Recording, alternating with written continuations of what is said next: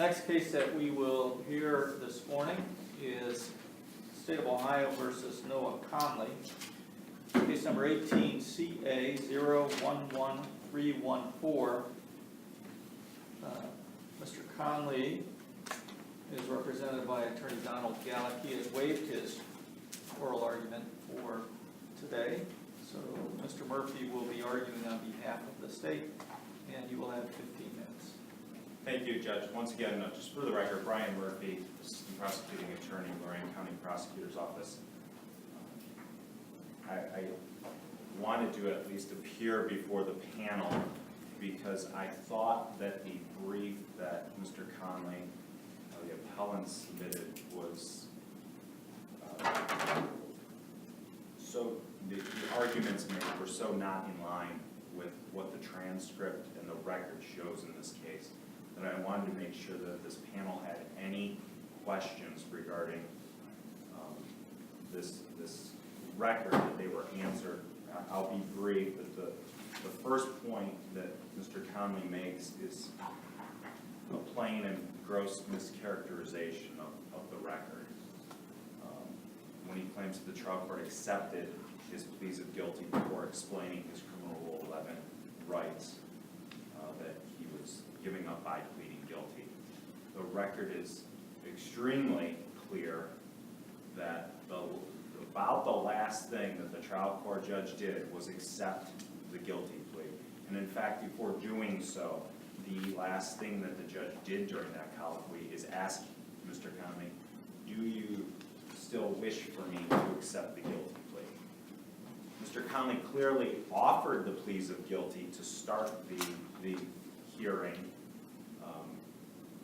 but the trial court judge did not accept those pleas or find Mr. Conley guilty of the relevant to these proceedings, the 4 felony crimes, until he marched through that criminal rule 11 colloquy. And frankly, it's a really good one, I think, under this record.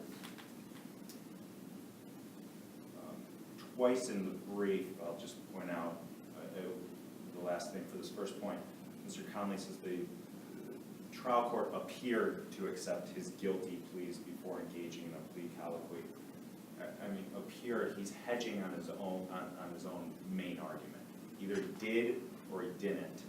And it's not that anyone appeared, that the trial court appeared to accept these pleas before conducting the proper colloquy under criminal rule 11. He just did not. He did not accept these pleas without the criminal rule 11 colloquy. The second point that Mr. Conley, I'd like to respond to the second assignment of error. Criminal rule 11 does not require trial courts to conduct the colloquy under criminal rule 11 before defendants enter the pleas. I think that's really what he's attempting to say, Mr. Conley, that criminal rule 11 compliance is required before pleas are accepted under 11C2 of the criminal rules. It doesn't say before they're entered, it says before they're accepted, the pleas of no contest or guilty. There is no formula set out in criminal rule 11 that trial courts must rigidly follow to make sure pleas are knowingly, voluntarily, and intelligently made. Certainly, I've been somewhere in courts where the criminal rule 11 colloquy is done and the trial court judge asks, how do you plead to this charge or these charges? And at that point, the person says, for instance, guilty, and then the trial court says, I accept your pleas. But in those instances, and frankly, it makes a lot of sense what the judge did in the record in this case, you get the defendant saying, I'm pleading guilty to the charges. So that at the end of that long colloquy you've got to go through, the person doesn't say, well, I'm pleading not guilty. So we've just gone through a whole bunch of, we've just expended a whole bunch of time to reach a point where you're saying you're going to plead not guilty.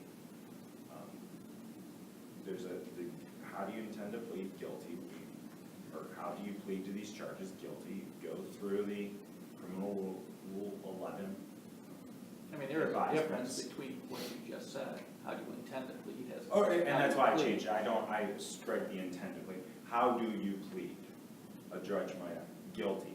Okay, now before I can take that plea, I gotta tell you your rights. And now if one of those rights strikes the defendant as saying, wow, I'm giving that up, I didn't know that, or I wanna exercise those rights, okay, so I'm not going to accept it, it's not going to get entered into the record. Since we have the time, what if he would have accepted the guilty plea initially, went through all the Rule 11 advisements thoroughly, and then at the very end, re-accepted the plea? Well, I mean, Good enough or not? under the rule, I'm not gonna say it's not enough. I won't go that far. Under the rule, it doesn't look like enough. It looks to be in violation of criminal rule 11, but. I know that's not the case. Correct. I would never say that's not enough without being able to say, was there prejudice? And you know, you start going down some holes there, but if you're just looking at the rule plainly, no, that would not suffice. He accepted the plea, then goes through a criminal rule 11 colloquy. Could it be saved? Maybe. The last point I want to make is that the case law under that second assignment of error in no way supports what Mr. Conley says. It frankly borders on a false statement that case law demonstrates that appellate courts in the state of Ohio opine that trial courts must explain a defendant's constitutional rights before the defendant enters the plea. I didn't find that case law out there. And the first case that Mr. Conley cites, Rand, doesn't say that.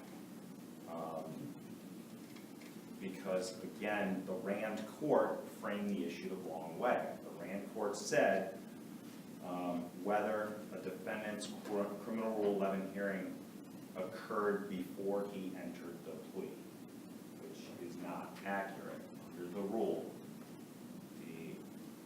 The way to frame and the way the trial court should have in that case, or in Rand, the appellate court, is whether the criminal rule 11 colloquy occurred before it was accepted, the guilty plea was accepted. The second case that, the second case that Mr. Conley cites against her, I read it several times. It doesn't say anything about, from my perspective, it does not say what he says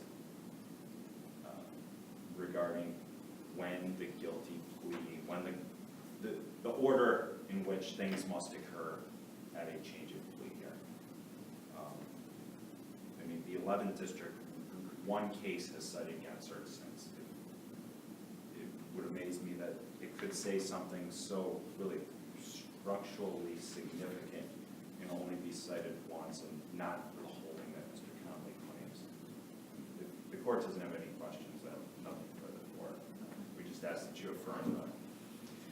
Okay, there are no questions, so we will thank you for your argument on this case. Take the matter under advisement and issue a decision which will be mailed to you once it's, and opposing counsel once it's released. As you know, the opinions are also posted on Supreme Court of Ohio's website.